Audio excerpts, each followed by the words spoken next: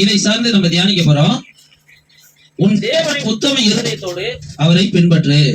சங்கீதத்துல பார்த்தோமா, உன் தேவனை உத்தம இருதயத்தோடு பின்பற்று, அப்பொழுது உன் வெறுமை நிறைவாக்க ஆண்டவர் அருள் செய்வார்.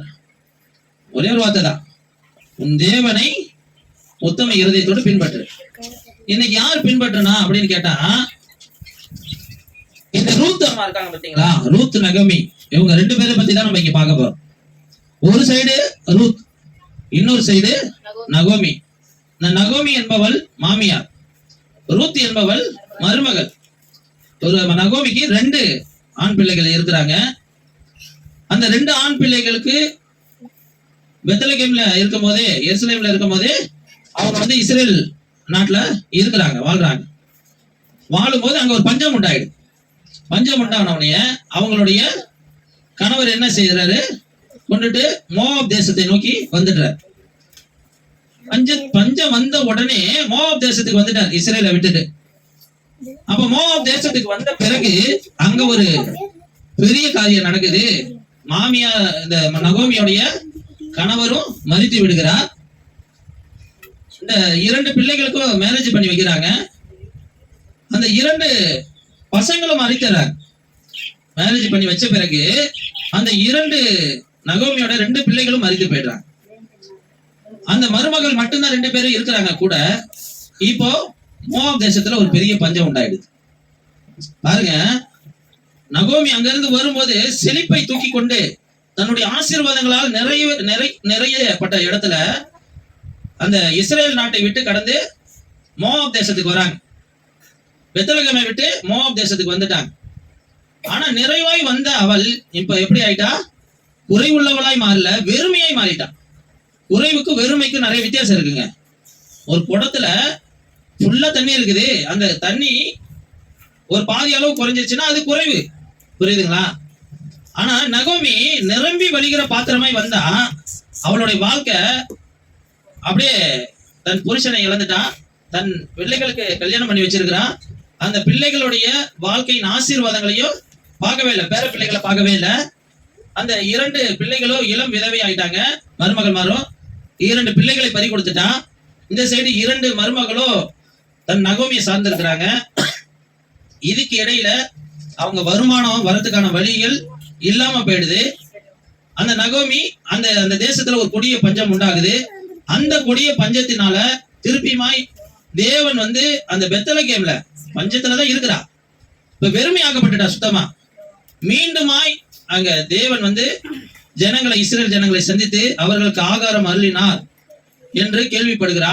உடனே நகோமி அங்க இருந்து அந்த தேசத்தை விட்டு, மோவாப் தேசத்தை விட்டு கிளம்பி போகிறார். இங்கதான் ஆரம்பிக்குது ஸ்டார்டிங். இப்போ நிறைவாய் வந்தா, பெத்லகேம்ல இருந்து இஸ்ரேலை விட்டு நிறைவாய் வந்தவள் வெறுமையாக்கப்பட்டுட்டா, குறைவாக்கப்படல, வெறுமையாக்கப்பட்டுட்டா. தன் கணவனையும் பிள்ளைகளையும் இழந்து வெறுமையாக்கப்பட்ட இடத்துல இருந்தாலும் திருப்பி மீண்டுமாய் அந்த வெறுமை எங்க நிறைவாய் மாற போகுதுன்னா, மீண்டுமாய் அந்த இஸ்ரேல் நாட்டை நோக்கி பயணிக்கிறா. அப்போ 2 மருமகளும் கூட இருக்கிறாங்க. 2 மகள்ல சொல்றாங்க, நீங்க இனிமேல் என் கூட வந்து நான் என்ன ஒரு 2 பிள்ளைகளை பெற்று உங்களுக்கு கொடுக்க முடியும், நீங்க உங்க அப்பா அம்மா வீட்டுக்கு போங்க, நீங்க அங்க உங்களுக்கு ஆண்டவர் தருகிற ஒரு கணவனோடு சந்தோஷமா வாழுங்கன்னு சொல்லி வாழ்த்தி ஆசீர்வதிக்கிறார்.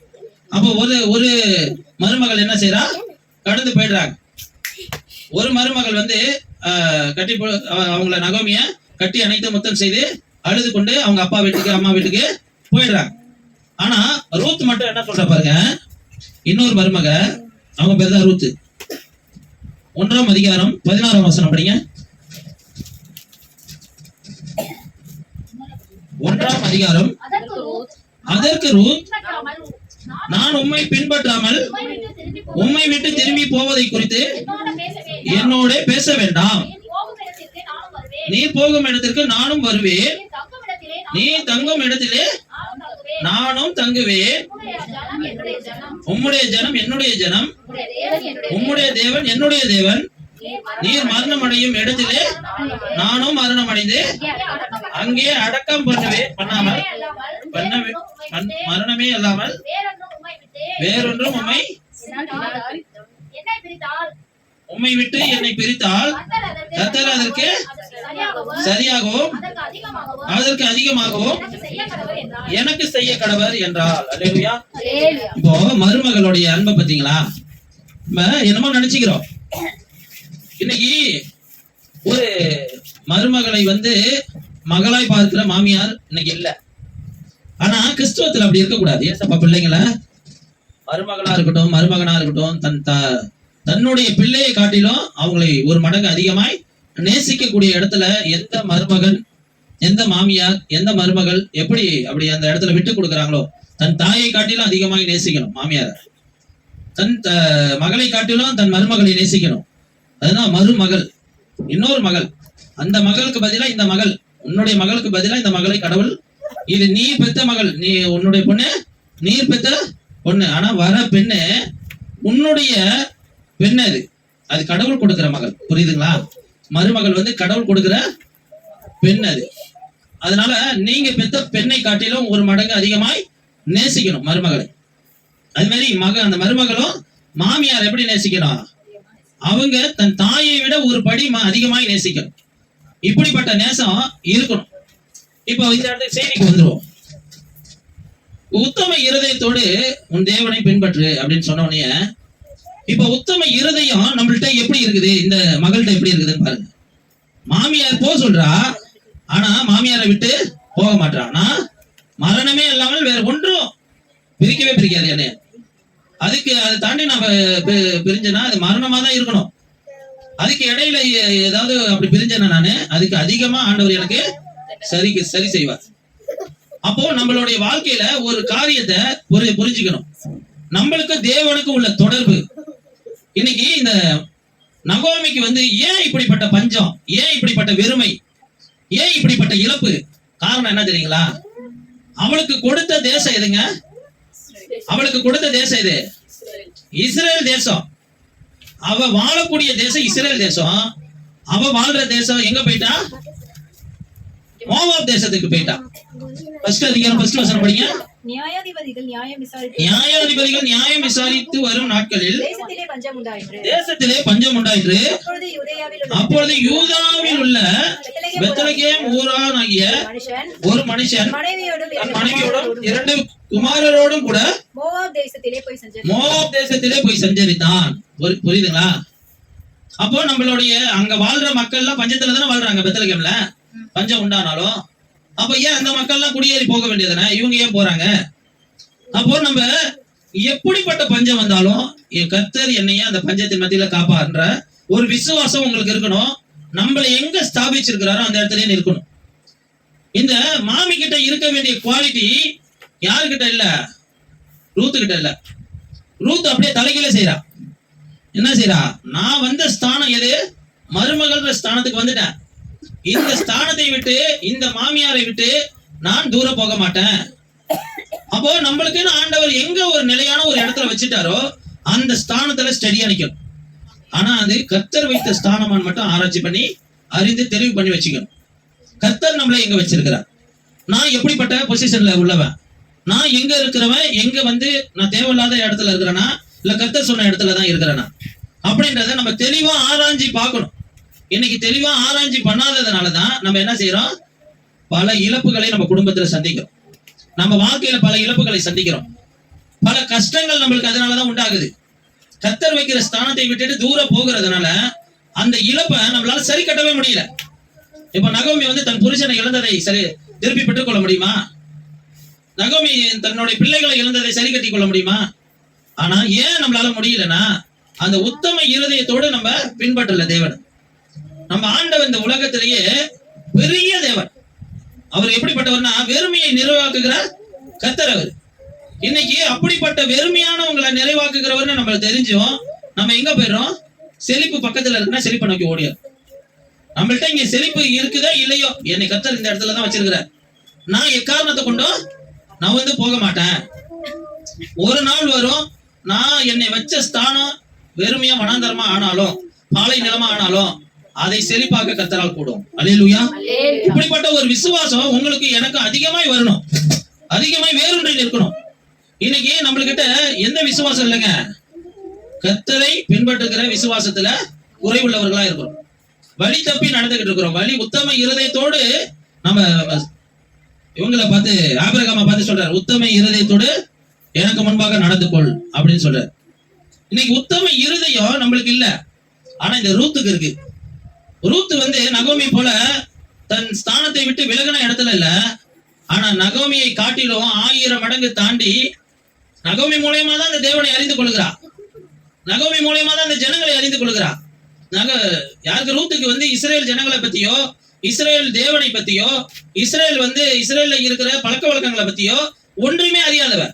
அவ புற ஆண்டவரை அறியாத அந்நிய தேசத்தார். ஆனா மேரேஜ் பண்ணிட்டு வந்த பிறகு தன் தேவனை நகோமி மூலமா அறிந்து கொள்கிறான். நம்ம வேண்டுகிற நகோமி வேண்டுகிற தேவனை அறிந்து கொள்கிறான்.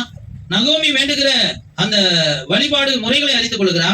நகோமியோடைய ஜனங்களை, சொந்த பந்த ஜனங்களை அறிந்து கொள்கிறா. நகோமி மூலமா தன்னுடைய எல்லா காரியத்தையும் அறிந்து கொண்டு அந்த தேசத்தை தன் இருதயத்துல பற்றி கொள்கிறா. எது மெய்யானது, எது பொய்யானது, எது பொய்யானதோ அதை பத்தி கொஞ்சம் கூட கவலைப்படல. அப்பா அம்மா வீட்டுக்கு போன்னு சொல்றா நகோமி, ஆனா ஒரு துளி கூட கவலைப்படல. நான் உன் கூட தான் வருவேன், மரணமே இல்லாம வேற ஒன்றும் பிரிக்காது. எந்த மருமகள் இன்னைக்கு சொல்லுவா அப்படின்னா ஒரு மருமக கூட சொல்ல மாட்டான். இன்னைக்கு ஏன் அப்படி சொல்ல மாட்டாங்கன்னா, நகோமி இவளுக்கு ஆகாரம் கொடுத்ததை விட தேவனை அதிகமாய் கொடுத்ததுதான் அதிகமா இருக்கு. நகோமி செய்த பெரிய காரியம் என்னன்னா, தன் தேவனை முழுமையாக வெளிக்காட்டி வாழ்ந்திருக்கிற ஒரு மகளா இருந்திருக்கா. அதனாலதான் இந்த மகள் என்ன செய்யறா, ரூத் இறுக பற்றி கொள்ளுகிறார். உன் தேவன் என்னுடைய தேவன், உன் ஜனம் என்னுடைய ஜனம், மரணமே இல்லாமல் வேற ஒன்றும் என்னை உன்னை பிரிக்காது அப்படின்னு நீ எங்க மரணம் அடைகிறீ அங்கே நானும் மரணம் அடைவேன். அப்படிப்பட்ட ஒரு உத்தம இருதயம் நம்மளுக்கு இன்னைக்கு தேவனை பற்றுகிற ஒரு அனுபவத்துல இருக்கணும். நம்ம எப்படிப்பட்ட சூழ்நிலையில இருந்தாலும் கர்த்தரை நேசிக்கிறதுல குறைவுள்ளவர்களா இருக்கக்கூடாது. கர்த்தர் எதை இழந்தாலும் இழப்பேன், எதை இழந்தாலும் அந்த பூமியில இழப்பேன், ஆனா என் தேவனை மட்டும் நான் இழக்க மாட்டேன். அல்லேலூயா. என் இயேசுவை மட்டும் நான் இழக்க மாட்டேன். ஏன்னா எனக்காக ஜீவனை கொடுத்து, எனக்காக மரித்து, எனக்காக அடிக்கப்பட்டு, என் சாபங்களுக்காக பாவங்களுக்காக ஜீவ பலியா இன்னைக்கு தன்னுடைய ஜீவனை கொடுத்தவர் தான் இயேசு. அவர் நம்மளை மீட்டெடுக்கும்படி அவர் சொந்த புனித ரத்தத்தை இந்த பூமியில ஊற்றுனதுனால நான் இன்னைக்கு ரட்சிக்கப்பட்டிருக்கிறேன், நீங்க ரட்சிக்கப்பட்டிருக்கிறீங்க. இன்னைக்கு அந்த உயிர் தெளிந்து உயிரோடு இருக்கிறவரை நம்ம விட்டுட்டு வழி விலகிறது எவ்வளவு ஒரு அவலட்சணமான காரியம். எப்படிப்பட்ட மேன்மையும் மகிமையும் ஆண்டவர் கொடுக்க முடியுங்க? இழந்ததுக்கு இப்போ நம்ம ஒருத்தவங்கள்ட்ட ஒரு பொருளை வாங்கி காணாடிச்சிட்டோம்னா அதுக்கு இழந்ததுக்கு சரியா என்னவோ அதை தான் வாங்கி கொடுப்போம். ஒருத்தவங்கள்ட்ட ஒரு ரிங்கு வாங்குறோம், ஒரு தங்கமோ பொண்ணோ பவுனோ வாங்குறோம், அது காணாடிச்சிடுறோம். காணாடிச்சிட்டு அதுக்கு நிகரான ஒரு மோதிரமோ அதுக்கு நிகரான ஒரு நகையை தான் எடுத்து கொடுப்போம். ஆனா ஆண்டவர் கர்த்தர் நிமித்தமா நம்ம இந்த பூமியில எதை இழந்துட்டோமோ அது அப்படியே ரெட்டிப்பாய் கிடைக்கிற ஒரு மகிமை உள்ள காரியத்தை தான் செய்வாரே ஒழிய சும்மா அதுக்கு நிகரான காரியத்தை செய்ய மாட்டார். ஒரு யோபு தன்னுடைய வாழ்க்கையில எல்லாத்தையும் இழந்துட்டான், அது அப்படியே ரெட்டிப்பாய் கொடுக்கிற. 3000 ஆடா அங்க 6000 ஆடாவது, 7000 ஒட்டகமா அங்க 14000 ஒட்டகமா ஆகுது. அப்ப இப்படியே ரெட்டிப்பாய் கொடுக்கறதுக்கு ஏன் ஆண்டவர் இவ்வளவு பெரிய திட்டத்தை வச்சிருக்கிறாரு? ஏன்னா ஆண்டவருடைய ஒரு ஸ்பெஷல் கேரக்டர் என்னன்னா, அவருடைய பிள்ளைங்க மகிழ்ச்சியினால் பூரிக்கணும். அல்லேலூயா. நிறைவான சந்தோஷத்தை அனுபவிக்கணும், பூரண சந்தோஷத்தை அனுபவிக்கணும். அதனாலதான் ஆண்டவர் கூப்பிடுறாரு, பூரண ரூபவதியே. சூலமித்தியால பார்த்து கூப்பிடுறாரு, பூரண ரூபவதியே. அப்போ பூரணன்றது ஆண்டவருக்கு ரொம்ப சந்தோஷமான காரியம். தன் பிள்ளைங்க, தன் சபை, மனவாட்டியாகிய சபை பூரணமா இருக்கணும். இப்ப நகோமியை பார்த்தோம்னா பூரணமா இருந்தா, அப்படியே அந்த ஸ்தானத்தை விட்டு விலகி போனா எல்லாத்தையும் இழந்து வந்தா. ஆனா ரூத் அப்படி இல்ல, தன் ஸ்தானத்துல ஸ்டெடியா நின்னா. தன் கணவனை இழந்தா, உலக பிரகாரமான கணவனை இழந்தா, அவங்க அப்பா அம்மா பார்த்து வச்ச கணவனை இழந்தா. ஆனா அப்பா அம்மா கொடுத்ததை காட்டிலும் என் தேவன் எனக்கு கொடுக்க வல்லவர், உன் தேவன் என் தேவன் சொல்லி இறுக பற்றி கொண்டா. தேவனையும் பற்றி கொண்டா, இஸ்ரேல் ஜனங்களையும் பற்றி கொண்டா, நகோமியும் பற்றி கொண்டா. எதையுமே மிஸ்ஸிங் பண்ணாம அப்படி இறுக தேவனை சார்ந்து இருக்கிற எல்லாத்தையும் பற்றி கொண்டுகிட்டா. அப்படி உத்தம இருதயமா பின்பற்றினதுனால அவருக்கு வந்த பிரைஸ் என்ன? வெறுமையா போற ஒரு இடத்துக்கு. நகோமியும் போயிட்டாங்க, நகோமி கூட ரூத்தும் போயிட்டாங்க பெத்லகேமுக்கு. இப்ப ஆகாரத்துக்கு வழி இல்ல, ஒரு வயல் நிலத்துல போய் நான் நெற்கதிர்களை பொறுக்கிட்டு வரேன்னு சொல்லி போறான். அங்க போனா வெறுமையாய் போய் அந்த ரூத் வந்து வெறுமையா தான் வந்திருக்கிறா. நகோமியோட வந்த அந்த மகளுக்கு போய் அங்க பொறுக்க போகிற அந்த நெற்கதிர்களை பொறுக்க போகிற இடத்துல போவாஸ் கண்கள்ல ஆண்டவர் அனுகிரகம் பண்ணுகிறார். அப்ப போவாஸ் சொல்றாரு, நீ இந்த வயலுக்கு போய் பொறுக்காது, இந்த வயல்ல இருந்து இங்கேயே நீ வந்து காலம் முழுவதும் அந்த நெற்கதிர்களை பொறுக்கிக்கமான்னு சொல்லி ஃபர்ஸ்ட் உத்தரவு கிடைக்குது. ஃபர்ஸ்ட் நம்ம ஆண்டவர் அப்படிதான் செய்வார். போவாஸ் வந்து இயேசு கிறிஸ்துக்கு அடையாளமானவர். அப்படியே ஆரம்பத்தை ஒரு அற்பமான ஒரு காரியமா நம்ம பொறுக்க வந்திருக்கிறோம். நம்மளுக்கு நம்ம கண்கள்ல அவர் கண்கள்ல தயவு கிடைக்க நம்மளுக்கு அவசியம் இல்லையே. அற்புதமாய் ஆண்டவர் போவாஸ் சொல்லுகிறாரு, நீ எந்த வயலையும் பொறுக்காத, இந்த வயல்லே பொறுக்கிக்கோ. எல்லார் கூடயும் நீ வந்து எல்லாரும் தண்ணி குடிக்கும் போது நீனு போய் அந்த தண்ணி குடுக்கிற இடத்துல போய் தண்ணி குடி. நீ என் கூடயே வந்து இரு, இந்த நான் சாப்பிடுற ஆகாரத்தையும் நான் உனக்கு கொடுக்குறேன். இந்த தயவு வெறுமையா எங்க இருந்தோ வந்த தேசத்துல இருந்து வந்த ஆண்டவரை அறியாத தேசத்துல இருந்து ஆண்டவரை அறியாத சிந்தனைவாதிகள்ல இருந்து வந்த மகளை ஆண்டவர் எப்படி போஷிக்கிறார் பாரு. தன் மாமியாரை வீட்டாண்டையில விட்டுட்டு தன் மாமியாருடைய வயிற்று பசி போக்கவும் தன்னுடைய வயிற்று பசி போக்கவும் தான் அந்த மகள் வந்து வயலுக்கு வருகிறார். ஆனா போவாஸ் கண்கள்ல தயவு கிடைக்குது, எல்லா தயவும் கிடைக்குது. இந்த மகள் இங்கதான் பொறுக்குவா, இவளை யாரும் ஈனம் பண்ண வேண்டாம். எல்லாரும் தண்ணி குடிக்கிறப்ப இந்த மகள் வந்து குடிக்க உத்தரவு கொடுக்கிற. அப்படியே அதெல்லாம் சொல்லிட்டு அவரு வறுத்த அந்த கோதுமையை வைத்திருக்கிறாரு, அந்த கோதுமையும் அவளுக்கு கொஞ்சம் கொடுக்குறா. எதனால இந்த தயவு கிடைத்தது எனக்கு அப்படின்னு அவ கேட்கிறா. திருப்பி அவர் சொல்றாரு, ஊரார் எல்லாரும் அறிவார்கள் உன்னுடைய உத்தம குணத்தை பற்றி. அல்லேலூயா. ஊரார் எல்லாரும் அறிவார்கள் உன்னுடைய உத்தம குணத்தை பற்றி. அந்த வசனத்தை படிக்கல. அதற்கு போவாஸ் பிரதியுத்தரமாக, உன் புருஷன் மரணம் அடைந்த பின்பு நீ உன் மாமியாருக்கு செய்ததும் நீ உன் தகப்பனையும் உன் தாயையும் ஜன்ம தேசத்தையும் விட்டு உன்னை நீ அறியாத ஜனங்களிடத்தில் வந்ததும் எல்லாம் எனக்கு விவரமாய் தெரிவிக்கப்பட்டது. செய்கைக்கு தக்க பலனை கர்த்தர் உனக்கு கட்டளையிடுவாராக. இஸ்ரவேலின் தேவனாகிய கர்த்தருடைய சட்டைகளின் கீழ் அடைக்கலமாய் வந்த உனக்கு அவராலே நிறைவான பலன் கிடைப்பதாக என்றான். உனக்கு கிடைக்கும் என்றான். இப்ப பாருங்க, எல்லாத்தையும் விட்டுட்டு நீ வந்து வந்த காரியங்களை இந்த ஊரார் எல்லாரும் அறிவாங்கம்மா. அப்ப அடுத்ததான் ஒரு காரியம் நடக்குது. இந்த வெறுமையாய் வந்தவளுக்கு ஒரு அற்புதமான ஆண்டவர் சும்மா வந்தவளுக்கு அந்த வயலை சொந்தப்படுத்தி கொடுக்கிறார். அல்லேலூயா.